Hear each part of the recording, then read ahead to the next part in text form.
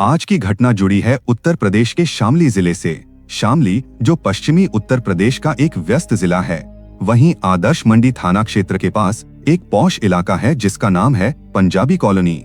इसी कॉलोनी की पहली गली में एक 2 मंजिला मकान था जो बाहर से देखने में किसी खुशहाल परिवार का आशियाना लगता था। ये मकान था पाठक परिवार का। साल 2019 की बात है। इस घर में कुल 5 लोग रहा करते थे और आस पड़ोस में इनकी काफी इज्जत थी। इस घर के मुखिया थे अजय पाठक। अजय पाठक कोई आम शख्स नहीं थे, बल्कि वो एक मशहूर अंतर्राष्ट्रीय भजन गायक थे।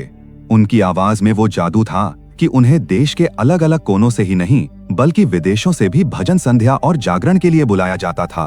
उनकी अपनी एक पूरी भजन मंडली थी, एक टीम थी जो उनके साथ परफॉर्म करती थी।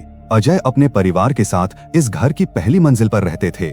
उनके परिवार में उनकी पत्नी स्नेहलता पाठक थीं, जो एक सरल स्वभाव की हाउसवाइफ थीं और घर की देखरेख करती थीं। इनके 2 बच्चे थे, बड़ी बेटी वसुंधरा जो 16 साल की थी और छोटा बेटा भगवत जो 11 साल का था। दोनों ही बच्चे पढ़ाई में होशियार थे और शहर के ही मदरलैंड पब्लिक स्कूल में पढ़ते थे। इसी मकान के ग्राउंड फ्लोर पर अजय पाठक के बुजुर्ग चाचा दर्शनलाल पाठक रहा करते थे। दर्शनलाल जी उम्र के उस पड़ाव पर थे जहां वो ज्यादा दौड़ भाग नहीं करते थे और ग्राउंड फ्लोर के ही एक कमरे में रहते थे, लेकिन उनका खाना पीना और देखभाल अजय के परिवार के साथ ही ऊपर वाली मंजिल पर होता था। अब हम चलते हैं उस मनहूस दिन की तरफ। तारीख थी 31 दिसंबर 2019। साल का आखिरी दिन था और पूरा देश नए साल के स्वागत की तैयारियों में लगा हुआ था। हर तरफ जश्न का माहौल था, लेकिन पाठक परिवार के लिए ये रात एक काली रात बनने वाली थी। कहानी की असली शुरुआत होती है अगली सुबह, यानी 1 जनवरी 2020 को। सुबह का वक्त था, सर्दियों के दिन थे। ग्राउंड फ्लोर पर रहने वाले चाचा दर्शनलाल अपने रोजाना के वक्त पर सोकर उठे। उनका रूटीन था कि वो सुबह उठकर अपने नित्य कर्म निपटाते और फिर चाय नाश्ते के लिए अजय के परिवार का इंतजार करते या ऊपर चले जाते। लेकिन उस दिन कुछ अजीब हुआ।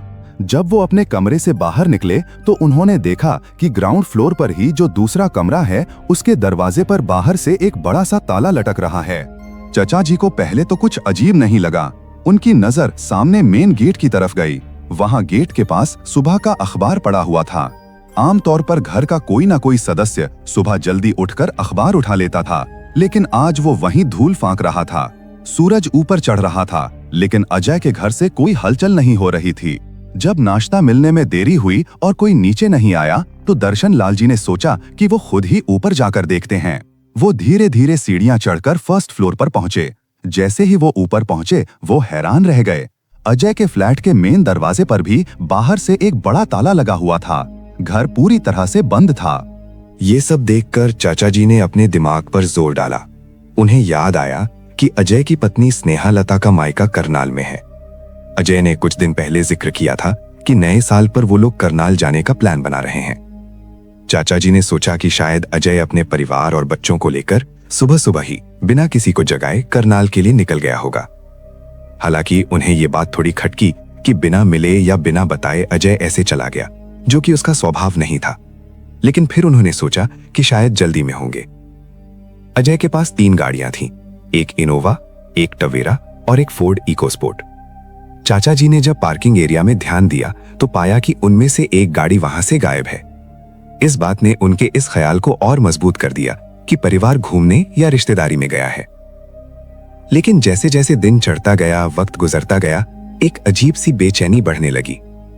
इसी मोहल्ले में थोड़ी ही दूरी पर अजय पाठक के भाई हरिओम पाठक भी अपने परिवार के साथ रहते थे। जब दोपहर होने को आई और अजय की तरफ से कोई खबर नहीं आई तो चाचा दर्शनलाल ने हरिओम को कांटेक्ट किया। उन्होंने बताया कि अजय बिना बताए सुबह ही कहीं चला गया है, घर पर ताला लगा है और अखबार भी बाहर पड़ा है। हरिओम को यह बात थोड़ी खटकी। उन्होंने सोचा कि अगर भाई को जाना ही था तो एक बार बता देता। खैर, तसल्ली करने के लिए हरिओम ने अपना फोन निकाला और अजय का नंबर डायल किया। उधर से आवाज आई, नंबर स्विच ऑफ है। चलो, हो सकता है बैटरी खत्म हो गई हो या नेटवर्क ना हो। हरिओम ने फिर अपनी भाभी स्नेहलता को फोन मिलाया। हैरानी की बात थी कि उनका फोन भी स्विच ऑफ बता रहा था। दिल की धड़कनें थोड़ी बढ़ीं तो उन्होंने सोचा चलो बच्चों के पास फोन होगा। उन्होंने अपनी भतीजी वसुंधरा जो 16 साल की थी उसके नंबर पर कॉल किया। लेकिन जब वो फोन भी बंद आया तब हरिओम के माथे पर चिंता की लकीरें उभर आईं। ऐसा कैसे हो सकता है कि एक साथ परिवार के सारे फोन्स बंद हों? अगर वो सफर में हैं, तब भी किसी एक का फोन तो ऑन होना चाहिए था। फिर दिमाग ने दिलासा दिया कि शायद सभी लोग साथ हैं और घूमने में व्यस्त होंगे, इसलिए ध्यान नहीं दिया होगा। शक को दूर करने के लिए हरिओम ने करनाल में उन रिश्तेदारों को फोन किया जहां अजय जाने वाला था। वहां से जो जवाब मिला उसने सबके होश उड़ा दिए। रिश्तेदारों ने बताया कि अजय और उसका परिवार तो वहां पहुंचा ही नहीं है। शामली से करनाल की दूरी मात्र 47 किलोमीटर के आसपास है। अपनी गाड़ी से यह सफर मुश्किल से 1 घंटे का है। अगर वो सुबह निकले थे तो अब तक तो उन्हें वहां पहुंचकर वापस भी आ जाना चाहिए था, या कम से कम पहुंच जाना चाहिए था। अब दोपहर के 3 बज चुके थे। परिवार ना तो करनाल पहुंचा था और ना ही घर पर था। फोन सारे बंद थे। अब ये मामला साधारण नहीं लग रहा था। घबराए हुए हरिओम और परिवार के कुछ लोग अजय पाठक के घर पहुंचे। वहां पड़ोसी भी इकट्ठा होने लगे थे। शामली के उस इलाके में लोग एक दूसरे को अच्छी तरह जानते थे और ऐसी घटना वहां आम नहीं थी। हरिओम जब घर के पास गए तो उन्हें वहां एक अजीब सी मनहूसियत महसूस हुई। एक ऐसी शांति जो किसी तूफान के गुजर जाने के बाद होती है। उन्होंने घर को गौर से देखना शुरू किया। तभी उनकी नजर सीढ़ियों पर पड़ी। वहां फर्श पर कुछ लाल रंग के धब्बे दिखाई दिए। गौर से देखने पर पता चला कि वो खून के सूखे हुए निशान थे। वो निशान ऊपर से नीचे की तरफ आ रहे थे, जैसे किसी चीज को घसीटा गया हो। वही खून के धब्बे ग्राउंड फ्लोर वाले उस कमरे के बाहर भी थे, जिसमें ताला लगा हुआ था। खून देखकर वहां मौजूद लोगों के पैरों तले जमीन खिसक गई। अब किसी अनहोनी का डर यकीन में बदल रहा था। पड़ोसियों और भाई ने फैसला किया कि अब और इंतजार नहीं किया जा सकता।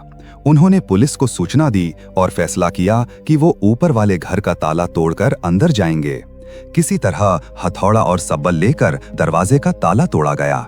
जैसे ही दरवाजा खुला और लोग अंदर दाखिल हुए, अंदर का नजारा देखकर कई लोगों की चीख निकल गई। अंदर पूरे घर में सामान बिखरा हुआ था, मानो कोई लूटपाट हुई हो। लेकिन उससे भी भयानक दृश्य बेडरूम में था। बेडरूम में डबल बेड पर 2 लोग कंबल ओढ़े हुए सोए लग रहे थे, लेकिन फर्श पर खून का ढेर था। जब डरते डरते लोगों ने वो कंबल हटाया तो वहां अजय पाठक और उनकी पत्नी स्नेहलता की लाशें पड़ी थीं। दोनों के शरीर पर धारदार हथियारों के कई घाव थे। उनका गला और शरीर बुरी तरह कटा हुआ था। बिस्तर खून से लथपथ था। ये देखकर भाई हरिओम वहीं फूट फूट कर रोने लगे। लेकिन अभी एक और सवाल था, बच्चे कहाँ हैं? लोग दौड़ते हुए बच्चों के कमरे की तरफ गए। वहां का हाल भी वैसा ही था। बच्चों के बेड पर खून के निशान थे, दीवारों पर छींटे थे, लेकिन ना तो वहां वसुंधरा थी और ना ही भगवत। घर के फर्श पर खून से सने हुए घसीटने के निशान साफ दिख रहे थे, जो बच्चों के कमरे से बाहर की तरफ जा रहे थे। लोगों ने पूरा घर छान मारा, बाथरूम, बालकनी, छत, हर जगह ढूंढा, लेकिन बच्चे लापता थे। तभी किसी को याद आया कि ग्राउंड फ्लोर वाले कमरे में भी ताला लगा हुआ है, जहां बाहर खून के धब्बे देखे गए थे। तुरंत सब लोग नीचे भागे। उस कमरे का ताला तोड़ा गया। अंदर घुसते ही देखा कि वहां भी बेड पर कोई चादर ओढ़े लेटा है। जब वो चादर हटाई गई तो वहां 16 साल की वसुंधरा की लाश थी। उसके साथ भी वही बेरहमी की गई थी जो उसके माता पिता के साथ हुई थी। एक ही घर में 3 लाशें मिल चुकी थीं, लेकिन सबसे छोटा सदस्य 11 साल का भगवत अभी भी गायब था। वो ना ऊपर मिला ना नीचे वाले कमरे में। पुलिस की टीम मौके पर पहुंच चुकी थी। शामली जैसे शांत इलाके में ट्रिपल मर्डर की खबर आग की तरह फैल गई। एसपी, डीएसपी और कई बड़े अधिकारी मौके पर आ गए। डॉग स्क्वाड और फॉरेंसिक एक्सपर्ट्स को बुलाया गया। पुलिस ने घर का मुआयना शुरू किया। जांच में पता चला कि घर से काफी सारा कीमती सामान गायब है। अजय पाठक की सोने की चेन, अंगूठियां, उनकी पत्नी के गहने और अलमारी में रखा कैश सब गायब था।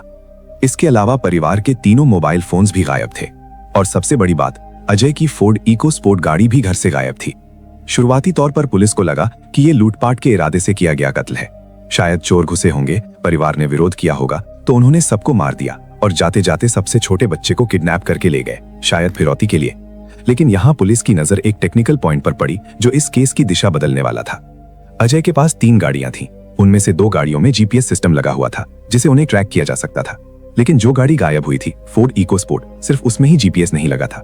ये बात कोई बाहर का चोर शायद ही जान पाता। कातिल ने सोच समझकर वही गाड़ी चुनी थी जिसे ट्रैक ना किया जा सके। इसका मतलब साफ था, कातिल कोई ऐसा शख्स है जो घर की एक एक चीज और घर के भेद जानता है। पुलिस ने इलाके के सीसीटीवी कैमरास खंगालना शुरू किया। कत्ल का वक्त निकालने के लिए फोरेंसिक टीम ने बताया कि मौत को हुए करीब 12 से 15 घंटे हो चुके हैं, यानी घटना 30 और 31 दिसंबर की दरमियानी रात की है। पुलिस ने पड़ोस के और आसपास के कैमरास चेक किए, तभी उन्हें एक कैमरा में एक महत्वपूर्ण सुराग मिला। फुटेज में दिखा कि 30 दिसंबर की शाम को एक नौजवान लड़का पाठक परिवार के घर आया था। ये लड़का पूरी रात घर के अंदर ही रहा। फिर अगली सुबह यानी 31 दिसंबर की सुबह करीब 7:30 बजे वही लड़का अजय की फोर्ड इकोस्पोर्ट गाड़ी निकालता हुआ दिखाई दिया। फुटेज में धुंधला ही सही, लेकिन दिख रहा था कि गाड़ी निकालने से पहले उसने कुछ भारी सामान गाड़ी की डिग्गी में रखा था। अब सवाल था कि ये लड़का कौन है। जब परिवार वालों और भजन मंडली के लोगों को वो फुटेज दिखाया गया तो पहचान तुरंत हो गई। वो कोई और नहीं बल्कि अजय पाठक का बेहद करीबी शिष्य और उनकी भजन मंडली का सदस्य हिमांशु सैनी था। हिमांशु, जो पास ही के कैराना ब्लॉक के झड़खेड़ी गांव का रहने वाला था, उसका अजय के घर आना जाना लगा रहता था। वो उन्हें अपना गुरु मानता था और अक्सर रात में वहीं रुकता भी था। अजय पाठक उस पर अपने बेटे जैसा भरोसा करते थे। पुलिस ने तुरंत हिमांशु के मोबाइल की लोकेशन निकलवाई। हैरानी की बात यह थी कि हिमांशु का मोबाइल और पाठक परिवार के गायब हुए मोबाइल्स की लास्ट लोकेशंस एक ही रूट पर शो हो रही थी। पुलिस ने टोल प्लाजास के सीसीटीवी चेक किए। पता चला कि वो इकोस्पोर्ट गाड़ी शामली से निकलकर हरियाणा की तरफ गई है। पानीपत हाईवे के टोल पर वो गाड़ी देखी गई। उत्तर प्रदेश पुलिस की अलग अलग टीम्स उस गाड़ी के रूट को ट्रैक करते हुए आगे बढ़ रही थी। इसी दौरान हरियाणा के पानीपत में एक अलग घटना घटी। वहां हाईवे के पास सर्विस लेन में लोगों ने एक कार को जलते हुए देखा। आग की लपटें देखकर वहां अफरा तफरी मच गई। हरियाणा पुलिस की गाड़ी वहां गश्त पर थी। जैसे ही पुलिस वहां पहुंची, उन्होंने देखा कि एक आदमी उस जलती हुई गाड़ी के पास से भागने की कोशिश कर रहा है। पुलिस ने फुर्ती दिखाते हुए उसे दौड़ाकर पकड़ लिया। फायर ब्रिगेड को बुलाया गया और गाड़ी की आग बुझाई गई। जब आग बुझी तो पता चला कि ये वही फोर्ड इकोस्पोर्ट गाड़ी है जिसकी तलाश यूपी पुलिस कर रही थी। हरियाणा पुलिस ने उस पकड़े गए आदमी की तलाशी ली और उसका नाम पूछा। उसने अपना नाम हिमांशु बताया। तब तक शामली पुलिस भी ट्रैक करते हुए वहां पहुंच गई। दोनों राज्यों की पुलिस वहां मौजूद थी। गाड़ी पूरी तरह जल चुकी थी। यूपी पुलिस ने हरियाणा पुलिस को बताया कि इस गाड़ी की डिग्गी चेक करनी बहुत जरूरी है, क्योंकि सीसीटीवी में इस आदमी को डिग्गी में कुछ रखते हुए देखा गया था। सबके दिलों में एक डर था कि कहीं वो बच्चा, और जब गाड़ी की डिग्गी खोली गई तो वहां का नजारा देखकर पत्थर दिल इंसान भी रो पड़े। डिग्गी के अंदर 11 साल के मासूम भगवत की अजली लाश पड़ी थी। हिमांशु ने उस बच्चे को मारकर डिग्गी में डाल दिया था और सबूत मिटाने के लिए गाड़ी में आग लगा दी थी। पुलिस ने हिमांशु को गिरफ्तार कर लिया और शामली लेकर आई। पुलिस स्टेशन में जब हिमांशु से सख्ती से पूछताछ की गई तो उसने जो कहानी सुनाई और जो वजह बताई वो बेहद चौंकाने वाली थी। हिमांशु ने बताया कि उसने करीब 2.5 साल पहले 2017 में अपनी बहन की शादी और कुछ निजी काम के लिए बैंक से 4 लाख रुपए का लोन लिया था। ये लोन मुख्यमंत्री ग्राम उद्योग योजना के तहत लिया गया था। शुरू में तो सब ठीक था, लेकिन धीरे धीरे वो लोन की किश्त चुकाने में नाकाम होने लगा। ब्याज बढ़ते बढ़ते लोन की रकम 5 लाख के पार पहुंच गई थी। बैंक से उसे लगातार नोटिस आ रहे थे और उस पर जेल जाने का खतरा मंडरा रहा था। हिमांशु और अजय पाठक एक कमिटी सिस्टम में पैसे लगाते थे। उत्तर भारत में कमिटी एक तरह का इनफॉर्मल सेविंग ग्रुप होता है, जहां लोग हर महीने पैसे जमा करते हैं और जरूरत पड़ने पर एक सदस्य को वो पैसे मिलते हैं। हिमांशु का कहना था कि उसने इस कमेटी के जरिए अजय पाठक के पास अपने 60,000 रुपए जमा किए थे। जब बैंक का प्रेशर बढ़ा तो हिमांशु ने अजय से अपने वो 60,000 रुपए वापस मांगे ताकि वो लोन की कुछ किश्त भर सके, लेकिन अजय ने पैसे देने से मना कर दिया। घटना वाली शाम यानी 30 दिसंबर को हिमांशु इसी इरादे से अजय के घर गया था। रात में खाना खाने के बाद जब सब लोग बातचीत कर रहे थे, हिमांशु ने फिर से पैसों का जिक्र किया। उसने कहा, गुरुजी, मुझे पैसे दे दीजिए, बैंक वाले मुझे जेल भेज देंगे। इस बात पर अजय पाठक को गुस्सा आ गया। हिमांशु के मुताबिक अजय ने उसे पूरे परिवार के सामने जलील किया, गालियां दी और 3-4 थप्पड़ मार दिए। एक गुरु जिसे वो पिता मानता था, उसके हाथों हुई इस बेइज्जती ने हिमांशु के अंदर एक शैतान को जगा दिया। उसने वहीं बैठे बैठे तय कर लिया कि वो इस अपमान का बदला लेगा। रात गहरी होती गई। अजय और उनका परिवार सोने चला गया। हिमांशु को घर में ही रुकने की इजाजत थी, इसलिए किसी को शक नहीं हुआ। रात के करीब 3 बजे जब सब गहरी नींद में थे, हिमांशु उठा। अजय पाठक को शौक था तलवारें और खुकरी रखने का, जो उन्हें अक्सर उपहार में मिलती थीं। घर में ये हथियार सजावट के तौर पर रखे थे। हिमांशु ने वहीं से एक तलवार और एक बड़ा चाकू उठाया। सबसे पहले वो अजय पाठक के बेडरूम में गया। वहां अजय और स्नेहलता सो रहे थे। हिमांशु ने आव देखा न ताव सोते हुए अजय पर वार शुरू कर दिए। अजय को संभलने का मौका ही नहीं मिला। शोरगुल सुनकर स्नेहलता की आंख खुली, लेकिन इससे पहले कि वो कुछ समझ पाती, हिमांशु ने उन्हें भी मौत के घाट उतार दिया। पति पत्नी को मारने के बाद हिमांशु रुकने वाला नहीं था। उसे डर था कि बच्चे जाग गए होंगे और गवाह बन जाएंगे। वो खून से सने हथियार लेकर बच्चों के कमरे की तरफ बढ़ा। 16 साल की वसुंधरा शायद आवाजें सुनकर जाग चुकी थी। जब हिमांशु ने उस पर हमला किया तो उस बहादुर लड़की ने अपनी जान बचाने के लिए पूरा जोर लगाया। उसने हिमांशु से हाथ पाई की, उसके बाल पकड़े, चीखी चिल्लाई। पोस्टमार्टम में वसुंधरा के हाथों में बाल पाए गए, जो बाद में सबसे बड़ा सबूत बने। लेकिन हिमांशु के जुनून के आगे वो टिक नहीं सकी। हिमांशु ने उसे भी मार डाला। इसके बाद उसने 11 साल के छोटे से भगवत का गला दबाकर हत्या कर दी। चारों का कत्ल करने के बाद हिमांशु थक चुका था। सुबह होने वाली थी। उसने सोचा कि वो लाशों को गाड़ी में डालकर कहीं दूर ठिकाने लगा देगा। वो वसुंधरा की लाश को घसीटते हुए सीढ़ियां उतारकर नीचे लाया, लेकिन लाश भारी होने की वजह से वो उसे गाड़ी में नहीं रख पाया। थक हार कर उसने वसुंधरा की लाश को ग्राउंड फ्लोर वाले कमरे में छुपा दिया और ताला लगा दिया। फिर वो ऊपर गया, अजय और स्नेहलता की लाशों को कंबल से ढका, ताकि अगर कोई खिड़की से झांके तो लगे कि वो सो रहे हैं। आखिर में उसने छोटे बेटे भगवत की लाश उठाई और उसे फोर्ड इको स्पोर्ट की डिग्गी में डाल दिया।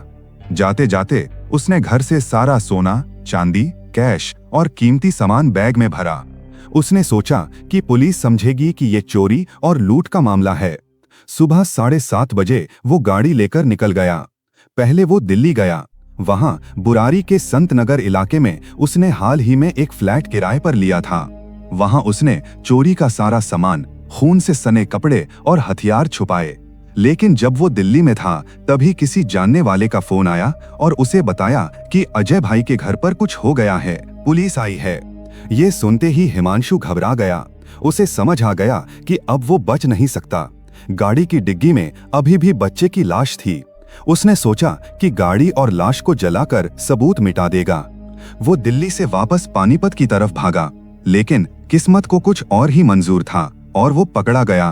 पुलिस ने उसकी निशानदेही पर दिल्ली वाले फ्लैट से करीब 22 लाख रुपए के गहने, 2 लाख कैश और वो हथियार बरामद किए। डीएनए टेस्ट हुआ, जिसमें वसुंधरा के हाथों में मिले बाल हिमांशु के डीएनए से मैच हो गए। गाड़ी में मिली लाश का डीएनए अजय पाठक से मैच हुआ। पुलिस ने एक मजबूत चार्जशीट कोर्ट में पेश की। केस का ट्रायल चला। करीब 14 गवाहों ने गवाही दी। सबूत इतने पुख्ता थे कि हिमांशु के पास बचने का कोई रास्ता नहीं था। आखिरकार घटना के करीब 4.5 साल बाद मई 2024 में शामली की सेशन कोर्ट ने ऐतिहासिक फैसला सुनाया। कोर्ट ने इसे रेयरेस्ट ऑफ रेयर केस माना। जज ने कहा कि जिस तरह से एक शिष्य ने अपने ही गुरु और उनके पूरे परिवार को, जिसमें मासूम बच्चे भी शामिल थे, बेरहमी से खत्म किया, वो माफी के लायक नहीं है। कोर्ट ने हिमांशु सैनी को फांसी की सजा सुनाई और उस पर 1 लाख से ज्यादा का जुर्माना लगाया। ये फैसला शामली के इतिहास का पहला ऐसा फैसला था जिसमें फांसी की सजा दी गई हो। ये कहानी हमें सिखाती है कि गुस्सा और लालच इंसान को किस हद तक गिरा सकता है। एक पल का आवेश 4 जिंदगियां निकल गया और एक हंसते खेलते परिवार को राख में मिला दिया। उम्मीद है दोस्तों, आज की ये डिटेल्ड रिपोर्ट आपको पसंद आई होगी। इस घटना ने हमें ये सोचने पर मजबूर किया है कि हम किसे अपने घर में जगह दे रहे हैं। आप इस केस के बारे में क्या सोचते हैं? कमेंट में जरूर बताएं। मैं मिलूंगा आपसे अगले वीडियो में एक नई कहानी के साथ। तब तक के लिए सतर्क रहें, सुरक्षित रहें। जय हिंद।